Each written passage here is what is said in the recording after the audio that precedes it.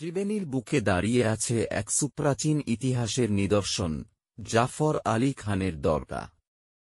প্রকৃতির সঙ্গেই যেন মিশে থাকা এই দরগা আমাদের নিয়ে যায় 1315 খ্রিস্টাব্দের এক ঐতিহাসিক দিনে। চলুন আজ ঘুরে দেখি এই রহস্যময় স্থান।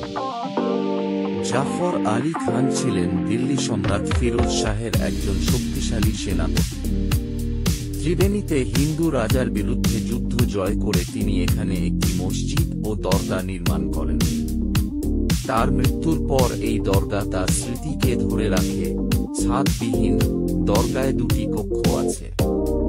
প্রথম কক্ষে জাফর আলী খানের নিজের সমাধি, তার দুই পুত্র ইয়াং খান ও মঈন খানের সমাধি এবং তার ছোট বৌমার সমাধি রয়েছে। দ্বিতীয় কক্ষে তার ছোট ছেলে বরখান গাজী এবং তার দুই পুত্র রহিম খান ও করিম খানের সমাধি রয়েছে। এখানে এক অজানা নারীর সমাধিও দেখা যায়, যা এই স্থানের ঐতিহাসিক গুরুত্ব আরও বাড়িয়ে দেয়। প্রাচীনকালের হিন্দু মন্দিরের উপাদান এখানে এখনও দেখা যায়। জানা যায় একসময় এর প্রবেশদ্বার ছিল গঙ্গার দিকে, যা এখন বন্ধ। সেখানে আপনারা দেখতে পাবেন বহু দেবতার মূর্তি, যা পাথর খোদাই করে তৈরি। দেখতে পাবেন প্রাচীন বাংলা লেখা, প্রকৃতি আর ইতিহাসের এক অদ্ভুত মিশেল এই দরগা। আপনি যদি ত্রিবেণীতে আসতে চান তাহলে সহজেই পৌঁছাতে পারেন।